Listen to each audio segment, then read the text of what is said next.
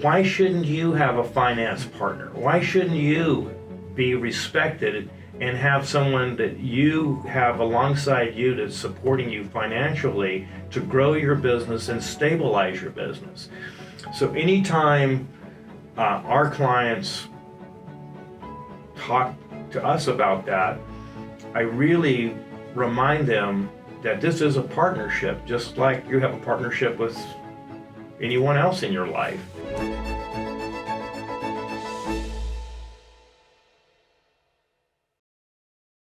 Hello, everybody, and welcome to Construction MF'ers podcast. I'm Scott Pieper, the CEO and co-founder of Mobilization Funding. I'm excited today to bring you a guest of mine. He's a friend. He owns his own lending company. He has tremendous experience on all aspects of construction for multiple decades as a subcontractor, as a general contractor, and now lending into the construction business for specifically subcontractors and general contractors that are trying to perform work. Very similar to Mobilization Funding. However, I think Ken's unique experience today that I'm going to share with you based on his background in the industry is going to be super cool and very unique for us to be able to talk about. So without further ado, please meet Ken Wright. He is the founder and president of Contractor Capital Solutions. And today I'm going to have Ken give you a quick, brief overview of that amazing background that I just referred to and why I think it's so critical you're going to learn some awesome stuff. Welcome. Thanks, Scott. Yeah. So a quick overview of how I got from the trades into lending. Tell me about your background first. Yeah, I think it'd be cool. I think it's cool for the audience to really understand, like your background, specifically the generations of background and how you really got into construction. Don't give them all the good stuff about construction and lending, but don't skip over the 20-some years in construction first. Well, it was really a family thing. My grandfather worked for a great company that's still around, Kiewit, and they're huge company. They have a global footprint. So my grandfather worked for them. My dad and uncle also followed in his footsteps, and ultimately that's the path I took. So eventually, after college, I wound up in trade school and was a ironworker, honestly, and eventually wound up owning my own steel company, and worked as a subcontractor for almost 15 years. That company did really, really well. I had an opportunity to sell it in late 99 and early 2000, and I stepped over the line from being a subcontractor into the GC world. And so on the GC side, I've worked as a project manager, senior project manager, project executive. I actually had a short assignment as an owner's rep for a while. Oh, wow. So it was a great career, had a lot of fun, worked for some amazing general contractors. It was a great education for me in those years. Then following the recession 08, 09, and 10, it became really abundantly clear to me that most of our subcontractor base that I had, my go-to guys, if they had a bank line of credit, they didn't anymore. The banks were just not friendly towards construction. There's no mobilization funding payments either. No sign here for the contract and get 10% up front. Right. Yeah. No, there was just all the credit markets had dried up for subcontractors. So many of the guys that I would call to bid work that we had at that time, many of them would say to me, Ken, I'm happy to bid that, but I'm going to need some help. I didn't need anybody to decode what that meant to me. I knew that, they're not going to be able to finance that work on their own. That's right.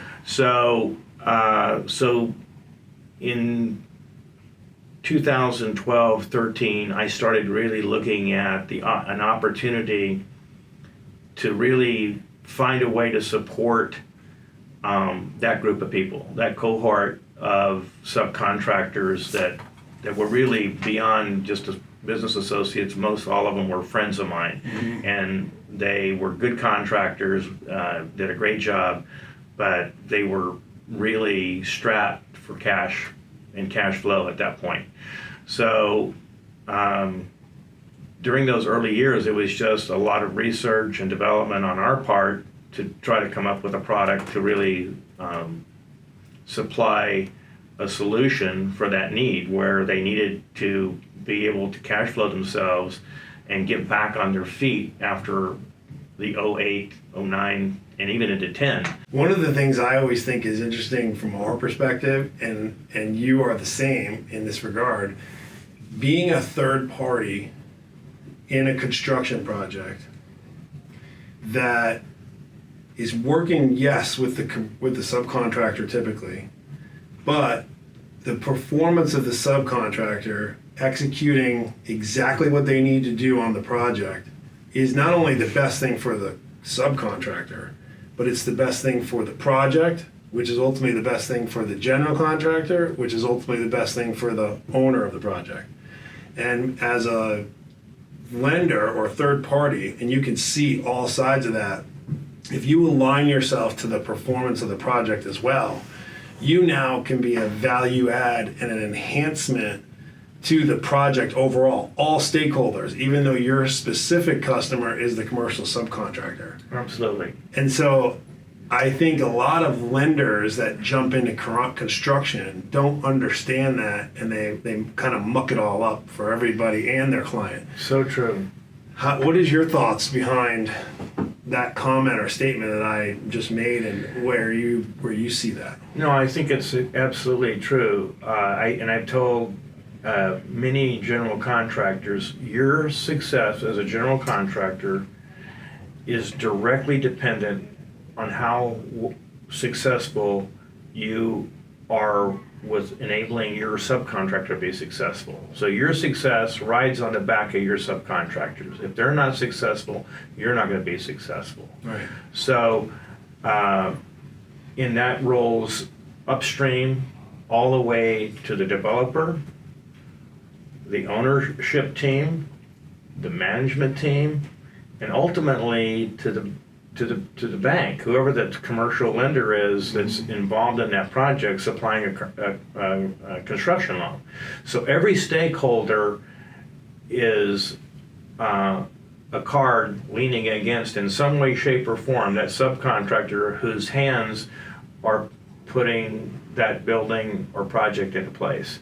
So I have seen, since I've been in this industry, so many unqualified lenders that get into our space where and I'm not going to judge intent. I think their intention could have been good. It's not a matter of intent. It's a matter of understanding. It's a matter of understanding how to lean into that equation and make sure that you have a global perspective when you enter into the equation at the bottom of that house of cards, so to speak, where they're all leaning on that sub, having a global perspective of what it takes to be a subcontractor, as well as what it takes to be a member of that development team, putting the equity stack together to procuring the construction loan, and how those all mesh together. So when you get an unqualified lender down at the bottom of that house of cards, and he or that organization doesn't properly do their job, the ripple effect will go all the way to the bank. Yep. All the way to the bank. So, which is to say, the GC, the developer / owner, and whoever the lender is. So the key to doing what we do and doing it well is having that global perspective and making sure that what you do down here, the stakeholders upstream are also benefiting. That's right. Because you know what's funny is, the other thing is, if you don't do your homework up front as a lender, and I don't mean just like on the project. I mean, just you think, oh, this is cool. I'm going to lend a construction company. You've never done it before. Then you do it, and all of a sudden you get uncomfortable. Right. And you're uncomfortable in a very normal situation if you knew what you were doing. Right. And now you ruined businesses along the way, Oh my gosh. a project along the way, So the true. material along the way. And your analogy of a house of cards is exactly right, because if you happen to enter into the house of cards at the construction subcontractor level, the waterfall effect of developer, bank, general contractor, subcontractor, and all the trades associated with subcontractors, and then you get nervous because you just didn't know what you were doing, Right. and now your nerves create a pressure point, a pain point, or worse, a hole, and now that hole brings everybody down. You really ruined the entire waterfall of the whole project, all because of your own lack of knowledge and insecurity, Exactly. and hurt people, and no one deserved that. Exactly, and I will tell you, and that's typically what happens with the unqualified people that get in the industry. Construction is very much like, and I'm not a war veteran, but I would have to think it would be like going into battle, because every day in construction is a day of solving problems and challenges. Yeah. And if you're not accustomed to knowing the stress and tension of an active job site and what that rhythm and tempo looks like of being able to solve problems and know that this is a problem that gets worked out over time, this is a problem that gets worked out with additional manpower, there's any number of combination of things. The novice lender in a situation like that is going to naturally want to panic, and that's what causes that domino effect, and have a knee-jerk reaction, and unfortunately causes problems not only for the subcontractor, but it again it goes upstream, and nobody benefits from that. And honestly, the net effect for those of us that are qualified to be in that space, that bad apple starts to kind of poison the barrel. Yeah. And so it's really difficult when you're in the construction industry to find someone qualified that really can say, not only do I get your business, I lived your business long enough that I'm not going to panic. And if you're going to partner up with somebody with money and have money in the game, you need to know that you've got somebody in the game with you that's worked through problems, big problems, little problems, and understands that this is a business that's problem solving every day. So this isn't like we walk, financing someone with a hardware store. Right. It's not the same. It's not a Home Depot PO. Yeah, we're not selling shovels and nuts and bolts here today. We're solving problems with weather and machinery and material and just endless amounts of problems that have to be solved every day. And your finance partner has to be able to roll with that and understand that and lean into that in a constructive, beneficial, knowledgeable way to help you navigate that. Yeah. And it doesn't mean like where the problem, if it's a problem. It means know what's a problem and know what's not first. Right. Know the degrees of that second. Right.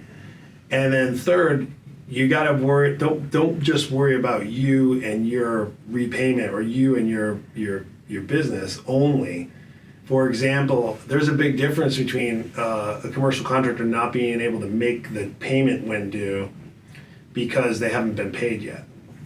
Or if they didn't get paid because they're being, they have a negative change order for failed performance and therefore they have to redo something. Right. Or payment isn't coming because there's an engineering design flaw, error, And Right. it's creating a 1 month delay, and that's nobody's problem. It's creating the same cash flow problem. Right. It's creating the same pain on the lender, but those are three vastly different scenarios in how you Completely. treat them. And if all you're doing is realizing I'm not being paid and therefore I'm going to apply pressure, you might as well just jump on dumpster fires and pour gas on them because Oh my God. you're not helping anybody. So true, and what you just described, Scott, is so common. I mean, and it can be as simple as what you just described as a design issue. There's RFIs being written, there's being calculations being done, there's workarounds being discussed, and all of that's taking time. And guess what's not happening? Nobody's getting paid. It could also be, there's 6 subcontractors on the job. 4 guys got their pay apps in on time. Everything was flawless. And there's 2 guys that aren't in the pay app, and the general contractor isn't sophisticated enough to put a marker down and get the owner pay app processed. And now the whole pay app's being backed up. So let me ask you this. From your perspective, knowing those things, let's say now our audience is primarily commercial subcontractors.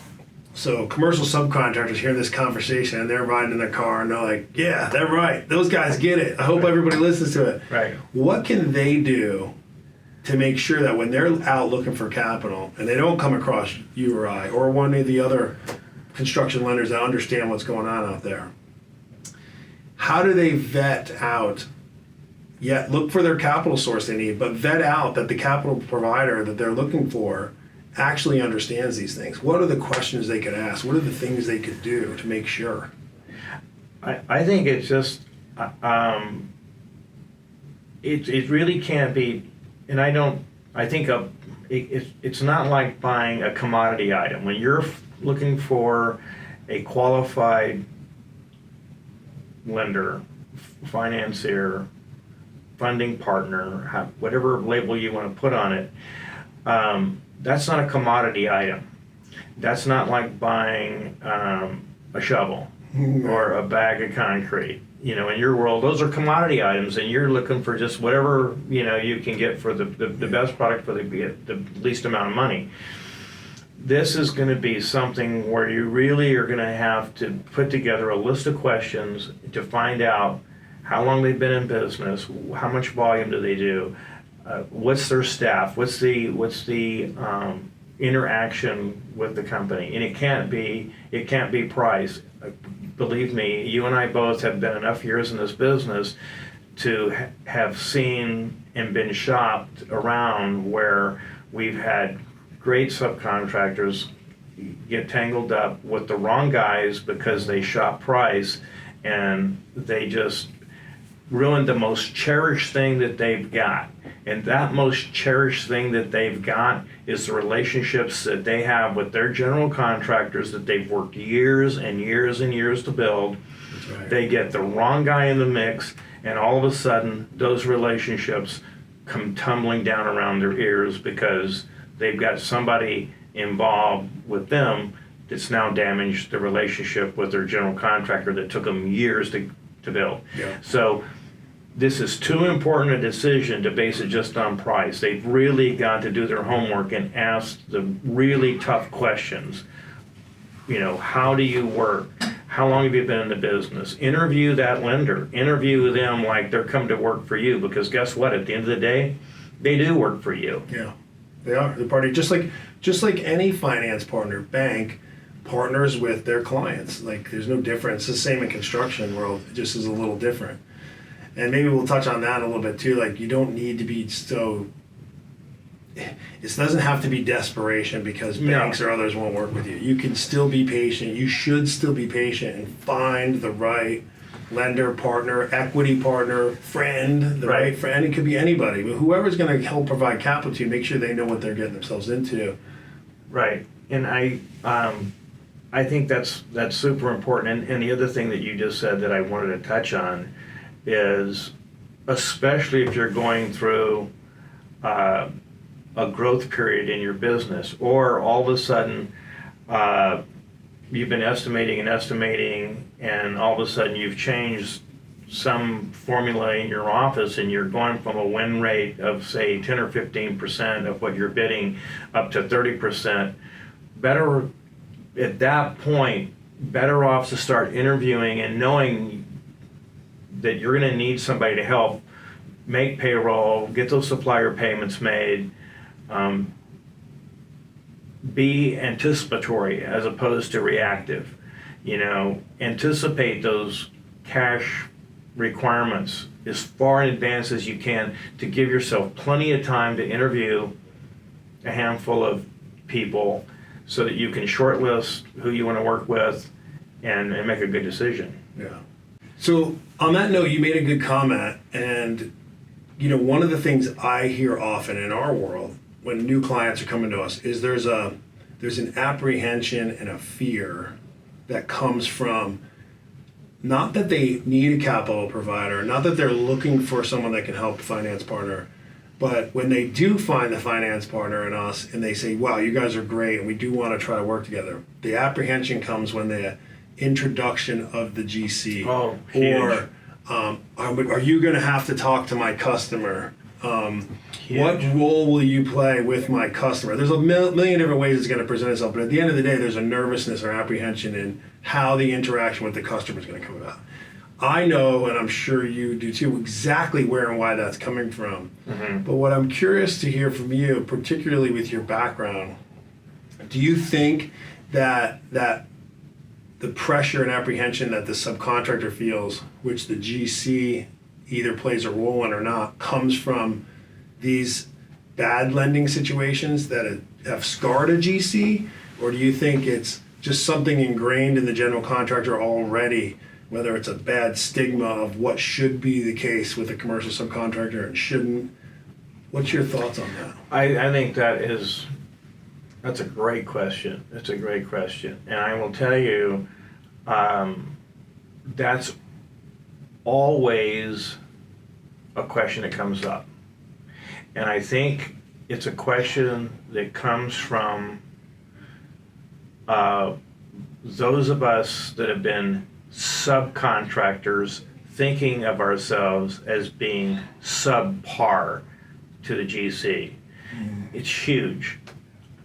I want to rephrase that for a second. When you're a good sub and you're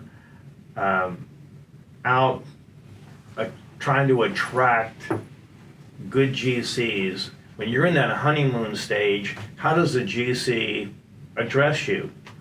Trade partner. They love that term. We're going to make you a trade partner. Mm-hmm. Well, that's the mentality you should have. Because if you don't believe in yourself enough to partner with that GC, you honestly shouldn't be talking to them. Right. Because it's really a state of mind. Now I want you to think about something. As a sub, if this is a subcontractor listening to this, I want you to think about, you think that general contractor, whether it's, we can name all the top 20 E&R GCs in this country, they all have bank lines of credit. Every one of them does. Why shouldn't you have a finance partner? Why shouldn't you be respected and have someone that you have alongside you that's supporting you financially to grow your business and stabilize your business? So anytime our clients talk to us about that, I really remind them that this is a partnership, just like you have a partnership with anyone else in your life. And it's one of mutual respect. And so the fact that you've got someone aligned with you that does financing for you strengthens you. It doesn't weaken you. And so if there's a need for your finance company to have an interaction with the general contractor, if it's the right finance partner, and if you've properly qualified them, they're going to represent you in a very favorable light. But before it gets to then, the best thing to do is for you to daylight that situation of them in the event that you know that there's going to be any interaction, and say, I've got great news for you. We're growing at such a pace that we've acquired a great finance partnership and an alignment. So by you being able to say that with confidence and out loud, the GC will hear that as a positive, not a negative. Right. Every time. It's so funny you say that, because I like to talk a lot about a scarcity mindset versus an abundance mindset. An abundance mindset in this exact example is, I've finally earned a finance partner. I have someone that entrusts Absolutely. me with their dollars, that my performance is so good and I'm so capable of what craft I perform, that not only do I win these contracts and awards from my customers, the general contractor, but this finance partner also provides me enough capital up front based on my performance or my invoice capability, but my ability to continue to execute in such a way that I'm able to do it even better and more efficiently, and it's part of my secret sauce. Yep. And if you were to say that to a general contractor in that manner, you can't deny the fact that that's going to be looked at as a positive light. Now, if you went in and be like, hey, I need you to sign this because, if you don't sign this piece of paper, I can't do your job. It's totally different. That what they're reading is your nervousness, your scarcity, that, ooh, what's wrong? They don't know what's wrong. They just can tell you're nervous. There's something wrong with that. And the mere fact that you're nervous or showing some scaredness or apprehension is going to create a fear. And they're going to react to that fear. They're not reacting actually to what you're asking them so much. They're really reacting to that fear and that nervousness they see in you. And it's part of that feeling that someone gets when they interact with you. They're going to get a good feeling or they're going to get a bad feeling. They don't know what it's from, and that's what they react to. And I think they're reacting to your state of mind when you're presenting that idea to them. Exactly. Yeah, and I always tell folks, I'm like, in our world, we don't have. It's not my personal money that I'm lending out here, right? And it's not all my friends' money. We have a banking relationship. Right. And the irony in this is, if you think that it's hard for a construction subcontractor to get a loan from a bank to execute and perform work, think about trying to be a lender that's going to make loans to commercial subcontractors that are going to go perform work. Right. And so the credit folks would say to us, so wait, let me get this straight. You want us to make you a loan so you can go make loans that we're never going to make to people, that we don't want to make to people. And I'm like, yes, exactly. And I have them sitting down and saying, well, you're going to need to show me this. And what I did was I showed them over a 4 or 5 year period of the strength and the beauty of what commercial subcontractors can do. Right. And why they can execute this work, and why they are trade partners, why they aren't bad with money. And as a matter of fact, I showed them, hey, look, when they are provided capital, look at how well they can execute the work that they're given to do. Look how much more efficient they are. Look how much faster, smoother, better the project goes for everyone overall.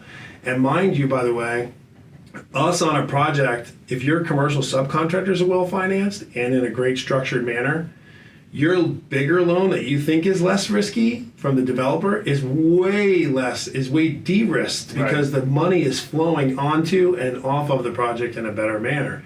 And it was our bank looking at that really has leaned in and supported us over the last 5 years and realized they look at construction completely differently now. Yeah. And it's from that mindset. So I share that, and it's funny to hear you bring it up that way, but the reason I share that with our clients and talking about it now is I've had to do it myself and prove it, just like I was a commercial subcontractor, just to get the same kind of money to do to help people. And so that scarcity versus abundance mindset, leaning in and focusing on your performance, not your dollars. Well, the other thing too, to comfort anybody that might be listening to this that has never filled out a pre-qualification package for a bonding company, there's not any of them that they're going to fill out where they're not going to be asking them, do you have a bank line of credit? Saying yes is a positive. Not having one is a negative. So when you're looking at, there's no one that writes any deeper or stronger in our industry than bonding companies. The sureties want to know that you're a high-performing sub with a track record, and somebody believes in you enough to finance you. That's right. Now that we've talked and gone through these topics, my next question I really want to ask for you, especially keen on your experience, what are the biggest mistakes that you see subcontractors make that work against them or just inherit them? Maybe they're just the biggest mistakes, but what are the mistakes that actually work against them? I would say it really falls into two categories. One is education, just in general, about the industry and staying relevant and staying current with all the technology that's out there. But additionally, probably the biggest mistake is not taking the time to learn the business side of their business, not spending time in the numbers. Most subcontractors, not all, but a significant number, are in that field because they're good tradespeople. And they've either learned it from another subcontractor that they work for, or their family's been in it like myself. So, but they're not spending time and really understanding the accounting and the finance piece, and where their money's being made. You know, depending on what trade they're in, are they really cost coding the work in the field properly so that they know that, hey, we're in the case of a concrete sub, are we underestimating and losing money on our form work, our rebar placement, our concrete placement? Are we bidding that stuff with the right number of man hours so that we're covering those costs? And you're never going to know that unless you're in the numbers. You're not in the field. You're actually sitting down with your office team and you're reviewing that. So I think since we've particularly gotten into this business, it's apparent to me that a lot of subcontractors will go years where they're kind of one-dimensional. All they're really focused on is getting the work done, and they're really not focused on the business side of the business. Let me unpack that for a second, because you mentioned a few things there I think are key, and not knowing your numbers is a general comment, right? But let's dive into that. So not knowing your numbers could show up on the estimating side. Absolutely. Not knowing your numbers could show up on your actual financials of the whole business. Right. It could be the financials of the project. Right. It could be the budget of the project. So when you say know your numbers, where do you think, if you don't know your numbers but you know some, where do you think you should start, and how do all those things relate to one another? I think the easiest place to start is really understanding the numbers that most subcontractors are going to learn at some point. The first numbers that they start dealing with is their estimating. And how do you know that your numbers are accurate unless you follow your estimate all the way to job costing? So an estimate goes through 3 phases of life, and this is really a big topic. It starts off as you're estimating, you're doing your best educated guess at what it's going to cost to complete the work. Then that document, those set of numbers turn into cost control numbers. So when you have your field guys out there, you know how many hours you've got to complete those tasks. Whether it's a plumber, electrician, concrete guy, framers, it doesn't matter. You know how many hours it's going to take you to finish each phase of that project.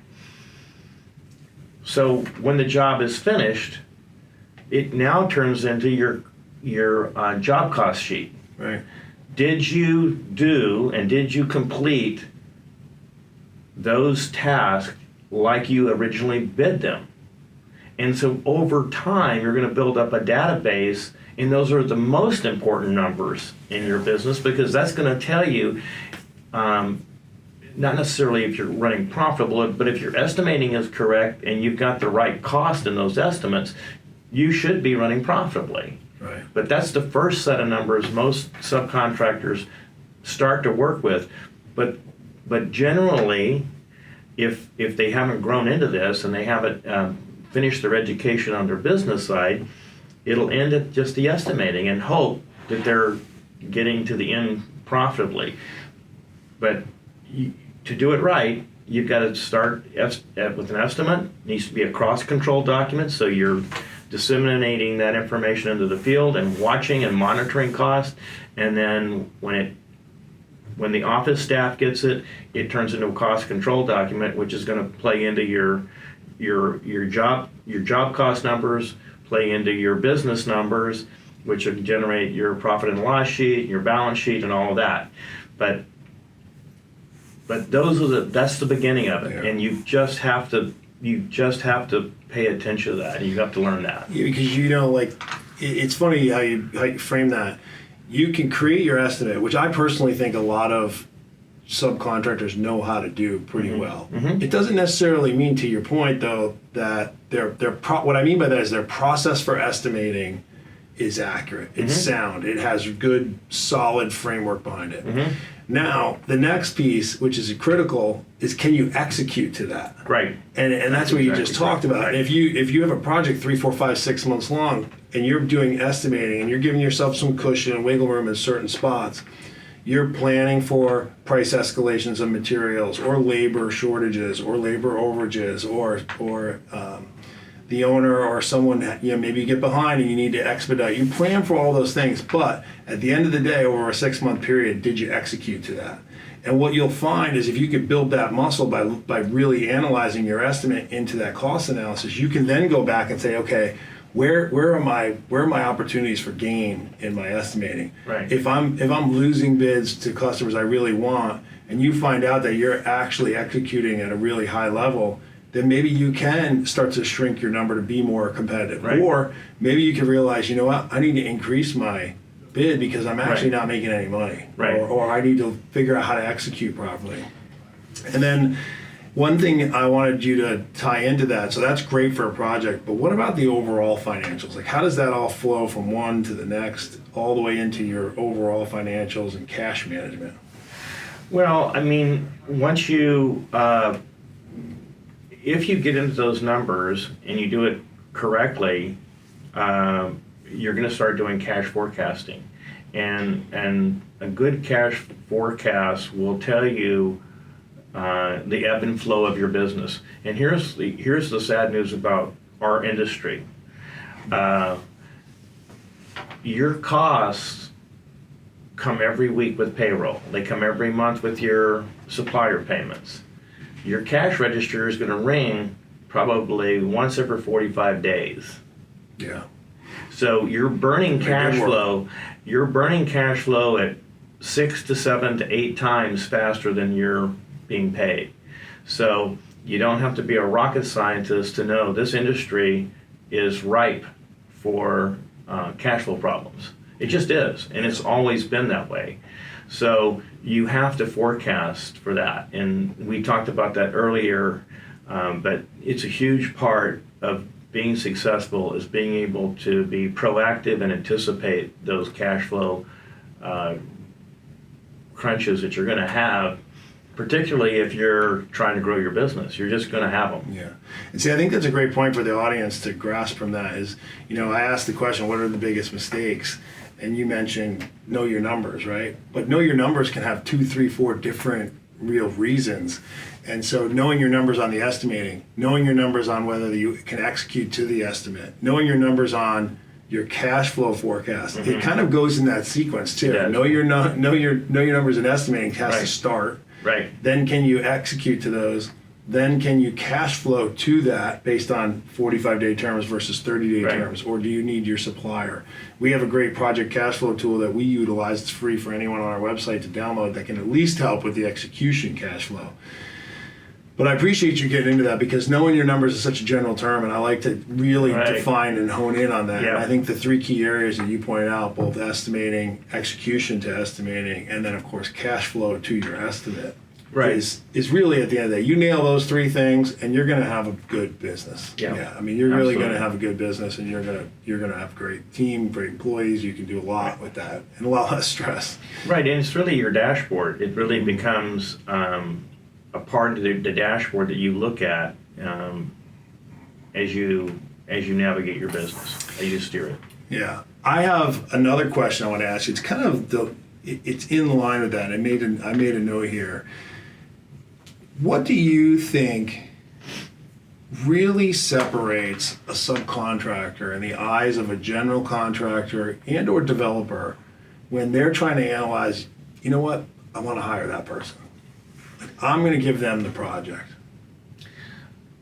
Really simple. It's going to sound super cliche. On time and on schedule. On time and on schedule. And it's really, it comes in, and that comes in two parts too. Even if you're on time and on schedule, if you're not interacting and communicating effectively with that GC, it becomes difficult for them. So the way to create a great relationship with your GC is first and foremost performance, on time and on schedule. The second thing that is extremely important and can't be overlooked is how effective is your communication in the field, at the field level, and the second is how effective is your communication office to office when it comes to submitting your application for payment, change orders, RFIs, your submittal package. That needs to be just as good and just as effective as the communication in the field. Yeah. So that's key. You know, you answered my question and you never said price. Did you realize that? Never said price. Yeah, I don't know if that was intentional or not, but you never said price. And I agree with you. I think it's performance. You know, on time, on schedule. At the end of the day, that's summed up as performance, right? And the next question then, if I'm going to piggyback off that, is how does a GC or okay, so great, you know, I'm a subcontractor. Great, Ken, thanks. I appreciate the advice. And, you know, and if you're a GC and I'm working for you, I have the opportunity. I've proven that I can do it on time and on budget and perform. But what about the other 4, 5, 6 customers I want to work for that aren't giving me an opportunity? How do I prove to them that I'm an on time, on performance guy? I think there's no substitute for just being involved with the community. I would show up, I would get really involved in industry activities in your community, whether it's the American Subcontractors Association, the local chapter, get involved in other industry events where you can interact, where you know you have an opportunity to interact with the GCs, and just make a point of going around, you know, and visiting the guys you want to work for, and get to know the chief estimator, get to know their lead project management team.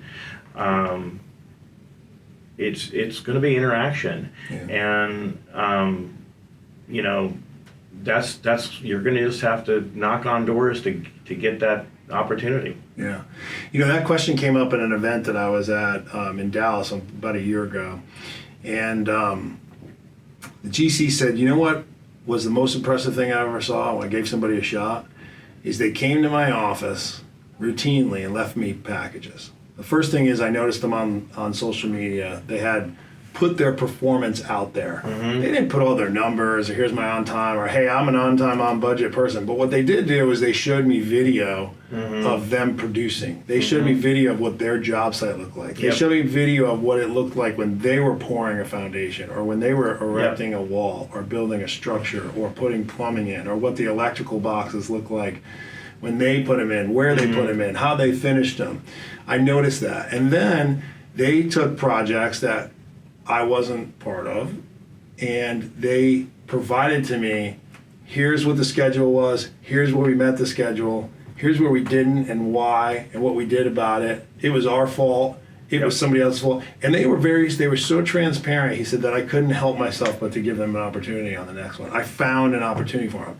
And I thought, like, what a great piece of advice to prove to someone that you can perform by just being so open and candid. One, of course, on social media is a great tool if you're not using that. It's a great tool. But what I thought was even more critical was taking that information, compiling it ahead of time. Same information you should put in an RFI or RFP that you're asked for or bid, but not even when there is a bid, and providing that to them with pictures and images that was easy for them to see and easy for them to read, and then earn that opportunity and do that. What a great idea and thought that was, and it was great to hear the general contractor share that and what they did about it. Yeah, we have a client, and that's his main sales tool is his social media accounts, and he does exactly what he doesn't post particularly events where he's out golfing with clients, or what he posts a lot of is job progress pictures and start to finish. And he posts that a lot. Yes.